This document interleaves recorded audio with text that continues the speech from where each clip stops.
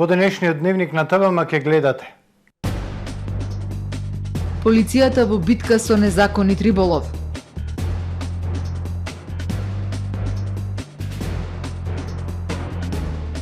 Изгаснат пожарот кај Вапила, национални шуми ја следат состојбата.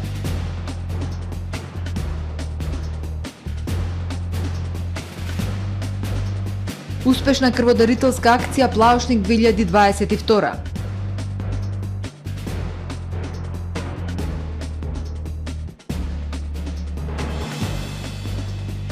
Две плати не се доволни 4-члено семејство да го истурка месецот.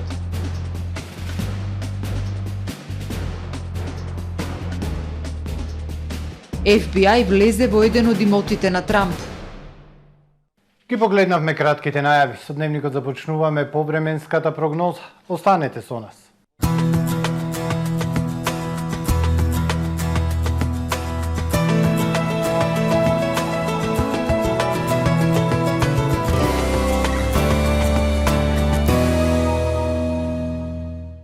Во Охрид денес времето претежно сончево со локална облачност, ветровито и топло со благ пад на дневните температури на максимални 29 степени Целзиусови. Во текот на ноќта кон среда ведро со локална облачност и топло. Утре над најголем дел од Европа стабилно сончево и многу топло време. Услови за локални врнежи од дожд само на Балканскиот полуостров. На Балканскиот полуостров во среда времето претежно сончево, но со локална облачност. Попладне локално во централните приморските нестабилно со врнежи од дожд, а во останатите предели со зголемување на облачност. Максималните дневни температури на полуостровот од 24 до 35 степени Целзиусови.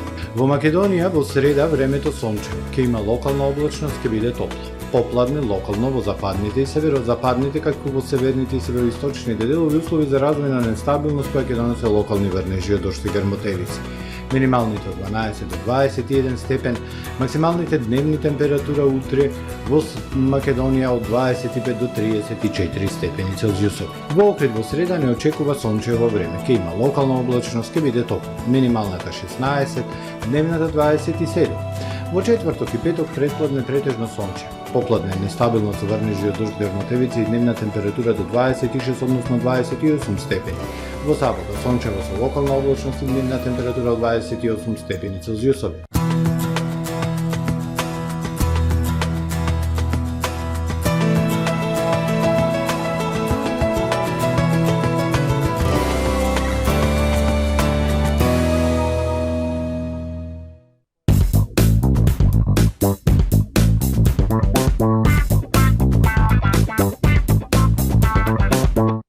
Добре дојдовте во светот на Кармен Бау Центар.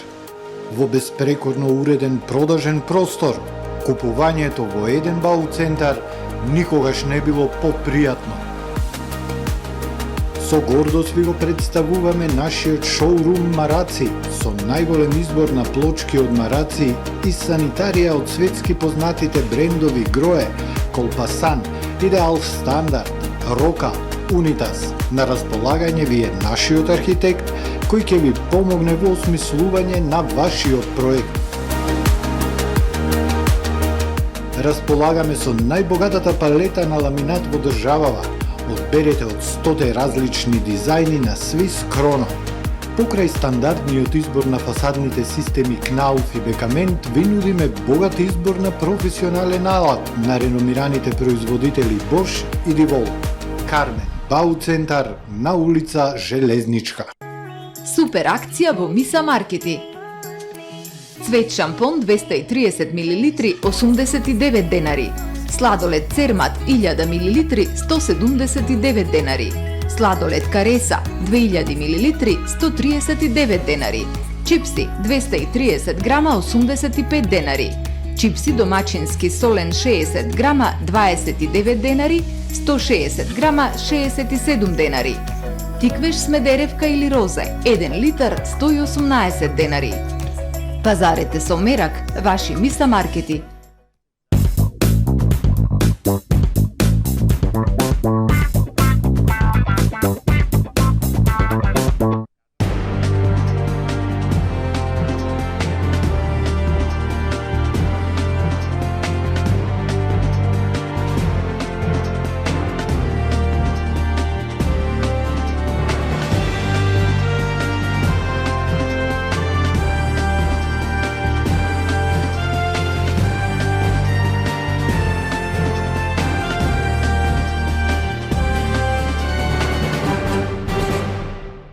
Добар ден, прво издание на Дневникот на ТВМ телевизија. Полицијата во битка со незаконитиот риболов. Рибократците неуморни и покрај засилените полициски контроли и натаму го пустошат рибниот фонд. Ендемичните заштитени риби во време на потполна забрана за лов главни во гастрономската понуда на двата туристички центри. Продолжува битката со незаконитиот риболов на Охридското езеро. Рибократците неуморни и покрај засилените полициски контроли и натаму го пустошат рибниот фонд. Забраната за риболов не се почитува. Се ловат ендемичните заштитени риби кои се на работ на исчезнување. Тие се продаваат на црниот пазар, а се дели од гастрономската понуда на двата туристички центри. Во последната акција на полицијата на Струшкото крајбрежје, на потекот од реката Сатеска до селото Радожда, беа запленети рибарски мрежи, долги 3,5 километри, со 700 парчиња ендемична риба. Пронајдени се и одземени 17 рибарски мрежи во вкупна должина од околу 3400 метри. Воедно одземени се близу 700 килограми различна риба, пред се белвица и пастрмка. Напоменувам дека овие акцијски контроли продолжуваат со несмалено темпо на целото крајбрежје. Во услови кога Охридското езеро нема концесионери, рибочуварска служба, граѓанскиот сектор апелира инспекцијските служби со засилени контроли да се вклучат во заштитата на рибниот фонд. Заштитата на рибниот фонд и полициското работење во однос на казненото дело незаконит риболов и закон за рибарство и аквакултура е еден од основните приоритети на полициската станица за граничен надзор Охридско езеро. Имено полициските службеници во текот на целата година перманентно на различни места во водите на Охридското езеро, на Охридско и Струшкото крајбрежје вршат континуирани акцијски контроли со цел фаќање на рибокраци. СВР Охрид од почетокот на годинава на крајбрежјето реализира 8 акцијски контроли, при што одземени се 6 риболовни мрежи, а поднесени се 2 кривични пријави за сторено казнено дело незаконит риболов. Пожарот што вчера попладне избувна на планина кај охридските села Вапила, Расино, Сирула со силни напори на сите инволвирани во гаснењето, денеска предпладне беше локализирана околу 14 часот целосно изгаснат. На терен остануваат екипите на јавното предпријатие Национални шуми подружница Охрид кои ќе наблюдуваат состојбата. Шумскиот пожар во планината во реонот на селата Вапила и Сирула кон селото Расино е целосно ликвидиран денеска околу 14 часот, информираат од Центарот за управување со кризи. Пожарот кој започна вчера попладне се прошири на 3 фронта на тешко пристапен терен. Гореше деградирана, нискостеблеста, дабова и борова шума, при што првичните проценки се дека беа зафатени на 12 хектари површина.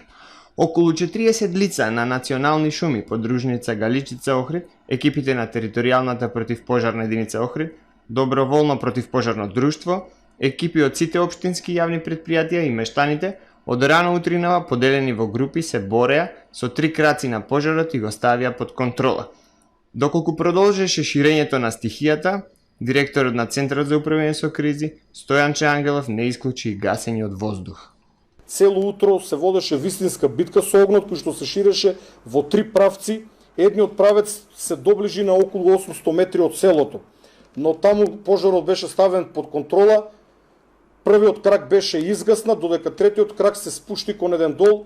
Верувам дека ако дождот е доволно силен, целосно ќе го изгасне, ако не поради висината на теренот, постои можност од употреба на летала. На терен остануваат дежурните екипи на јавното предпријатие Национални шуми подружница Галичица да ја обсервираат состојбата. Вкупната зафатена површина и направена штета дополнително ќе се проценуваат. Изминативе 9 дена на територијата на држава имало 88 пожари, само во текот на вчерашниот се гаснеле 18 пожари. Се одржа традиционалната дводневна крводарителска акција Плаошник 2022. Акцијата во организација на Општинската организација на Црвениот крст од Охрид, која се реализира во спортската сала на Основното училиште Свети Климент Охридски, Годинава беше под мотото "Освежи си го денот, дарувај крв, спаси живот". На оваа крводарителска акција собрани беа вкупно 64 единици крв и тоа 51 единица во понеделникот и 13 единици денес во периодот од 9 до 13 часот.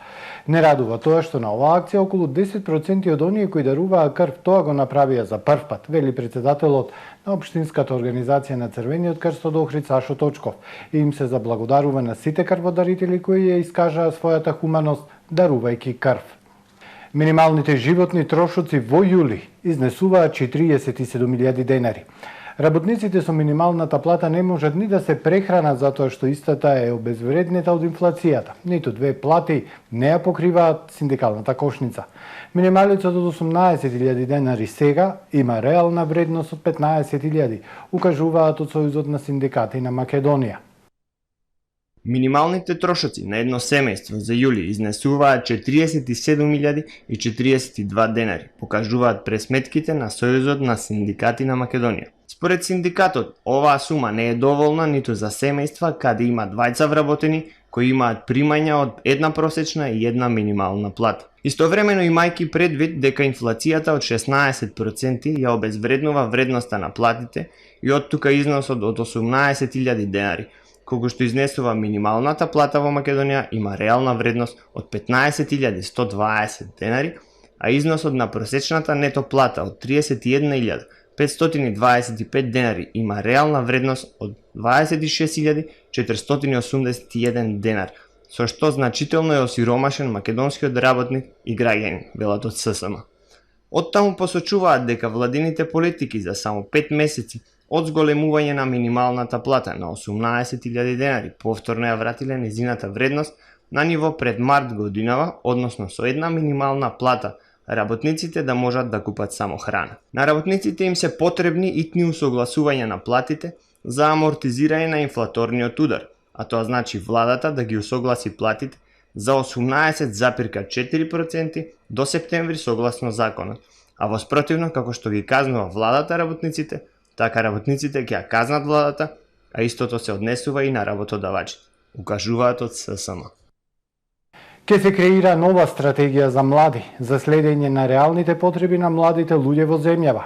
Агенцијата за млади и спорт со поддршка на мисијата на ОПСЕ во Скопје и UNDP најавуваат национална стратегија за млади која ќе ги следи реалните потреби на младите луѓе и ќе одговори на барањата кои тие ги имаат. Првичната верзија на стратегијата се очекува кон крајот на годинава, а во 2023 следува акцискиот план.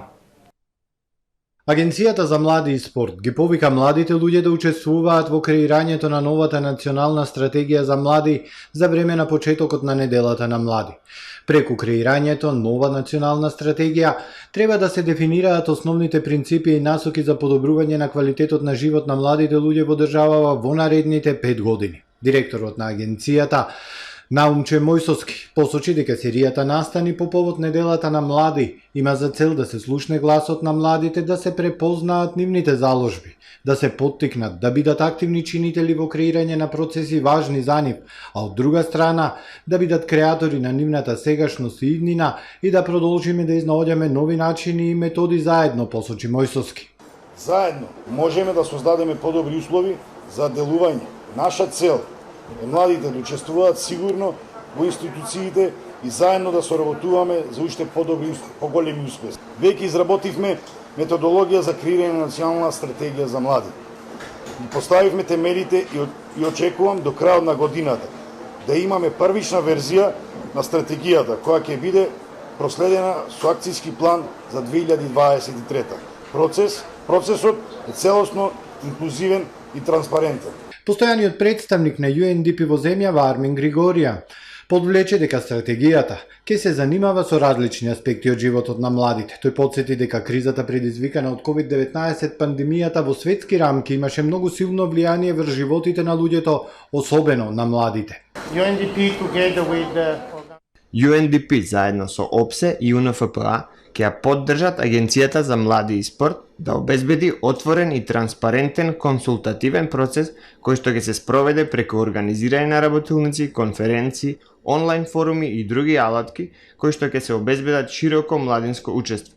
Нашата јасна цел е да го подготвиме овој стратешки документ преку информирање, консултирање и вклучување на младите во сите чекори на креирање политики. Шефот на мисијата на ОПСЕ во земјава Џефри Голдштајн, пак посочувајќи на анализите од последниот попис во државава кој се реализираше во 2021 година, рече дека денес има 230.000 и помалку луѓе под 25 години во државава од пред 2 децении. Додаде дека оваа стратегија ќе обезбеди можности за подобрување на квалитетот на животот на младите, градењето на диалог и зголемување на довербата на младите во институциите. Пред пандемијата, кога јас имав почеста можност да се среќавам со млади луѓе, јас обично ги прашував каде мислат дека ќе живеат за 10 години. Како вина веројатно би очекувала, големо мнозинство на овие млади луѓе одбори во старост.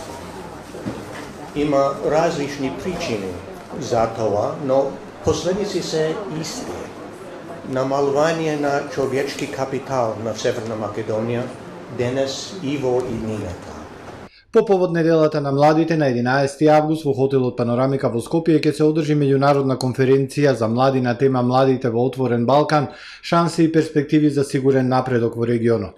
Од Агенцијата за спорт и млади најавуваат дека на конференцијата учество ќе земаат високи владини функционери од земјава, како и министерот за млади и спорт на Република Србија, министерот за млади и спорт на Црна Гора и представници на младински организации од овие држави и од Република Албанија. Во продолжение вестите од светот. На најпознатата плажа во Хрватска, Зрче, на островот Пак, синоќа избовнал голем пожар. Со пожарот се борат и пожарникари од доброволната противпожарна бригада на Новаља. На помош на пожарникарите пристигнале и дополнителни противпожарни возила. Сообраќајот на државниот пат ДЦ-106 Пак Новаља во Новаља е во прекин поради пожарот кој избувнал околу 3 часот утринава.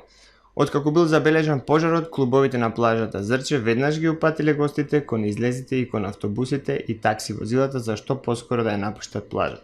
Најмалку 7 лица загинаа во текот на ноќта и околу јужнокорејскиот главен град Сеул, откако обилните дождови ја прекинаа струјата, предизвикаа лизгање на земјиштето и ги оставија патиштата и метрата под вода, соопштија денеска властите. 5 лица загинаа во Сеул и уште 2 во соседната провинција Геонги утринава, соопшти Централниот штаб за вонредни состојби, зголемувајќи го денеска највисокото ниво на тревога, пренесува Reuters. 4 лица загинаа откако останаа заробени во поплавените згради, а се верува дека едно лице починало откако добило струен удар.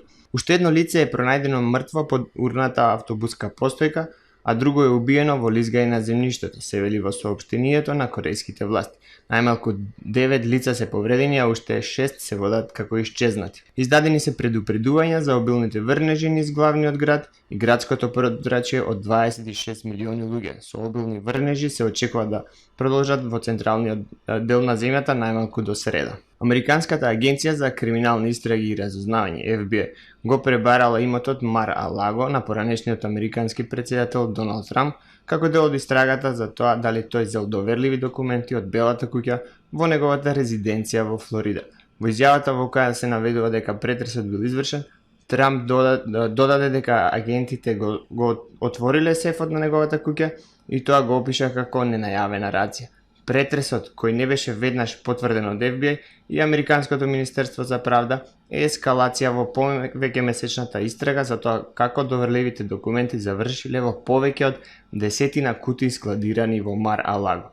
Нуклеарното оружје е реална и присутна закана откако Русија ја нападна Украина, изјави денеска градоначалникот на Нагасаки на 77 годишнината од атомското бомбардирање што го опустоши јапонскиот град. На 9 август 1945 година Нагасаки беше зафатен од пекол во кој загинаа 74.000 луѓе, 3 дена по првиот нуклеарен напад на Хирошима во светот. Градоначалникот на Нагасаки Томихиса Тауе алармираше во јануари оваа година лидерите на САД, Русија и Обединетото кралство, Франција и Кина објавија заедничка изјава во која потврдија дека нуклеарната војна не може да се добие и дека никогаш не смее да се води, рече тој. Тој предупреди дека ова оружје може да се активира и како резултат на погрешно проценување, дефекти или терористички напади. Преживеаните од Нагасаки, јапонските и странски официјални лица одржаа тивка молитва во 11 часот и 2 минути, точниот момент кога атомската бомба беше фрлена врз јапонскиот пристанишен град. Со вестите од светот го завршуваме првото издание на Дневникот на ТВМ. Ви благодарам за вниманието, пријатно.